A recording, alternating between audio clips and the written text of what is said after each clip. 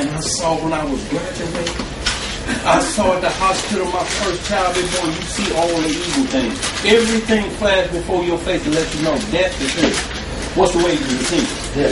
So you see. Well, I saw when I snatched Miss Johnson curtain. I saw when I was behind that liquor store.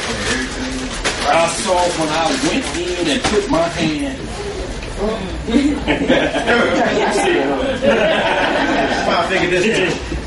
So that's what flashed before your eyes. So when you do come back to life, you say, I had grace shed on me.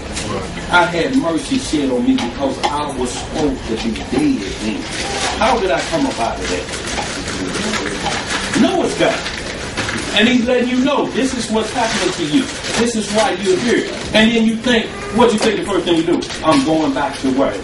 Church. I'm going back to the law of God behind that. Or straighten out. Or straighten out. Let's get a little bit of this, what birthdays are first mentioned in the Bible. But we wanted to show y'all just these days or when people do these things. Now what's going to happen is bad things going to happen on these days.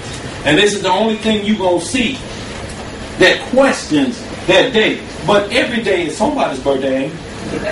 Do you know if people hate their birthday on 9/11? Because of the towers. Right. Massive death on that day. Massive death. A friend of mine, grandmother passed away last week, and she said, I'm glad Grandma waited one more day because I'd always thought about Grandma dying on my birthday. Oh, absolutely.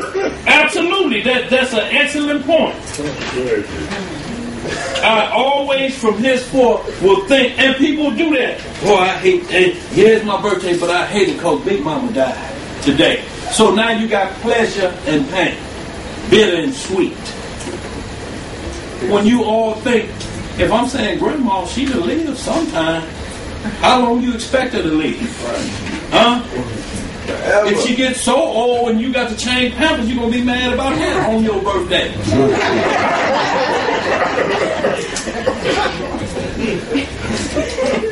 Let's get some Genesis 40th chapter. Mama, you're going to have to stop all that peeing on yourself. Especially on my birthday. I was saving some of this money. Right. Hold it in for my birthday, Grandma. 40 is verse 20, but we're going to see what took place. That you have to understand what caused these events, y'all. And then let every man judge of himself. That's what I want to do.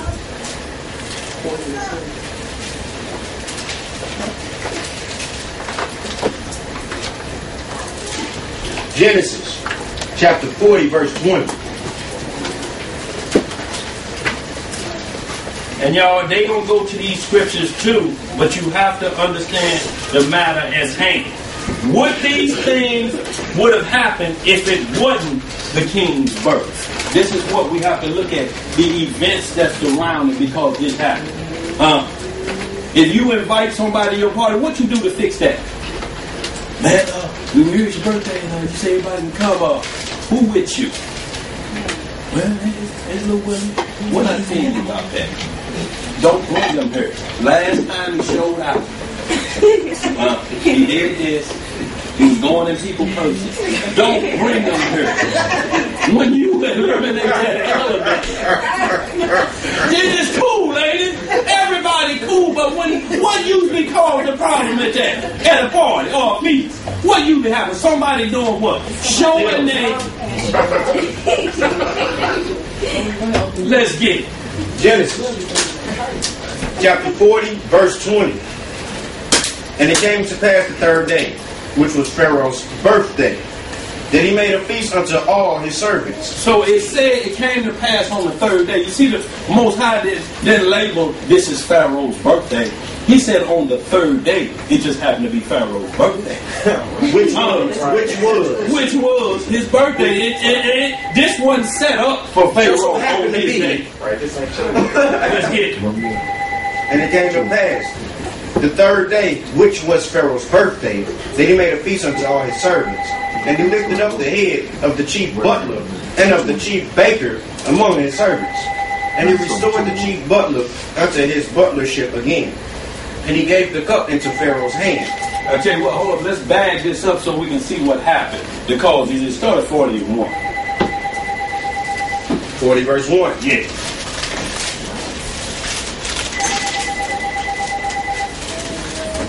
And it came to pass, after these things, that the butler of the king of Egypt and his baker had offended their lord, the king of Egypt. When did they do this? A while back.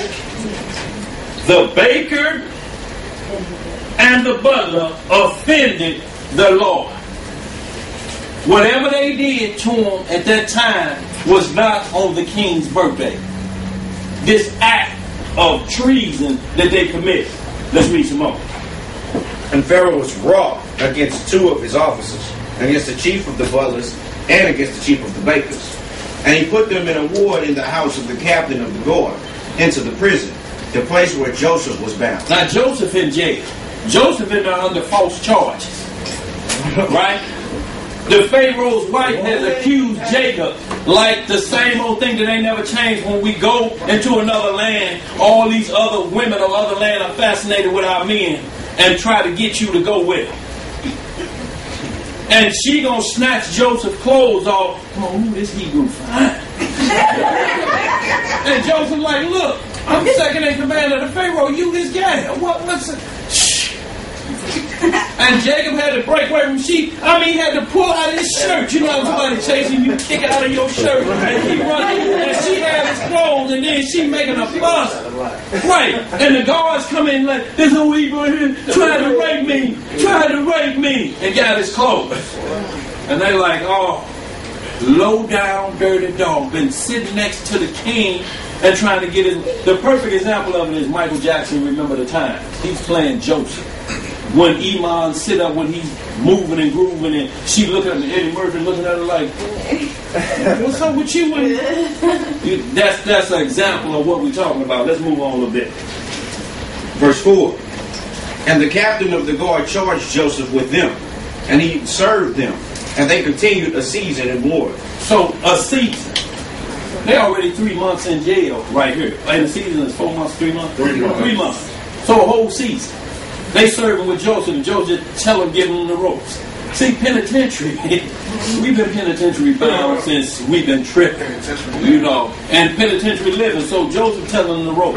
Look, that's commissary, this over there, you know, this like this. Because Joseph know no matter where I'm at, the Lord is with me. They ain't gonna hurt me. I'm here under false charges. Let's read some more. Verse 5. And they dreamed a dream, both of them, each man his dream in one night, each man according to the interpretation of his dream, the butler and the baker of the king of Egypt, which were bound in the prison. And Joseph came in unto them in the morning, and looked upon them, and beheld, they were sad. And behold, they were sad. Now look, they dreamed. We just talked about this, ain't it? Mm-hmm. Now Joseph come in, his dreams is sweet. Thank you, Lord. He coming out and they looking like this. Countenance toe up. And he looking like, when y'all sleep sweet last night. Let's see what they had to say. And he asked Pharaoh's officers that were with him in the ward of the Lord's house, saying, Wherefore look ye so sadly today? And they said unto him, We have dreamed a dream, and there is no interpreter of it. And Joseph said unto them, Do not interpretations belong to God? That's what the first thing Joseph had. Interpretations belong to God. You got a problem with what you dreamed about, pray to the Most High. He'll give you the answer. Right on. If you keep one, I just keep dreaming I'm working for the soul circus. I just don't know what. Hey, ask the Most High about. Right. Tell me them, I pray you.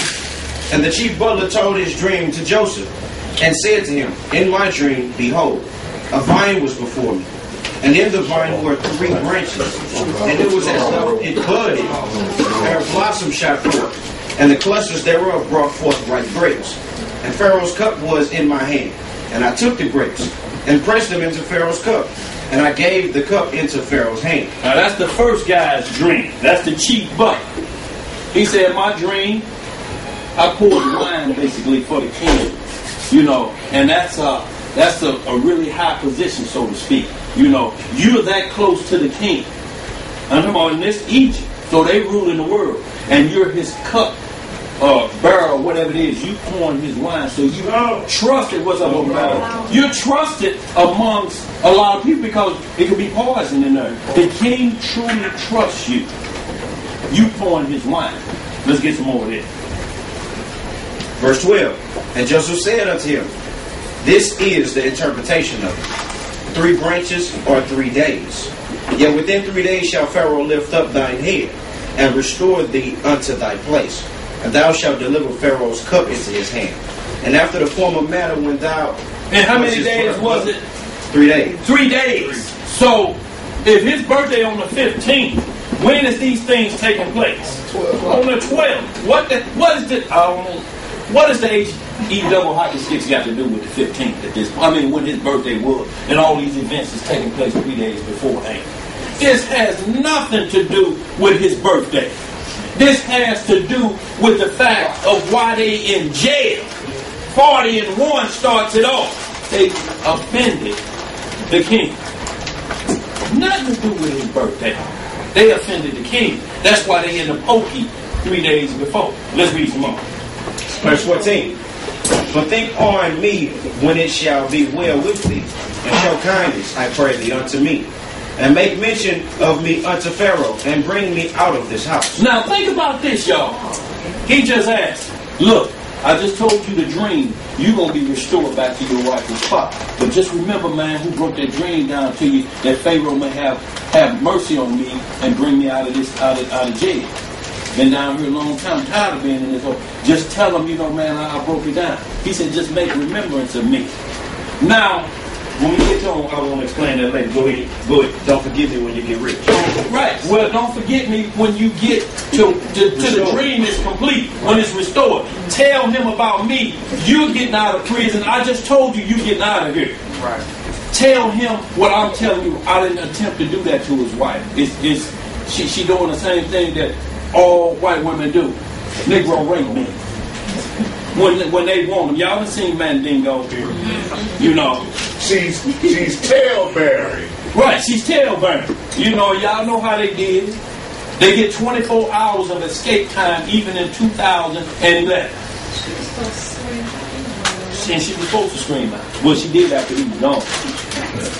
But still today, a black man did this. That automatically have him looking for every Negro in the county. Right. And she gets 24 hours to escape. Still in 2011, ain't nothing changed new under the sun. It's with every nation. They mad cause Joseph won't look at it. I'm queen of Egypt and you look at me like I'm a skank. He said, well, you are what you trying to do. You judge a tree by the fruit that it bears. And she was bearing skank branch. Skank apples. Keep it right there, boy, while you don't go no more. Let's get some more of this. Verse 15. For indeed I was stolen away out of the land of the Hebrews. Where he was stolen from? Out of the land of the Hebrews. Right. And here also have I done nothing. What did he say he done? I have done nothing that they should put me into the dungeon. See, and this is what we're talking about with that doctrine that teach when they look at scripture and say we should flee Babylon because what's going to happen if you're in this position with Joseph like he is?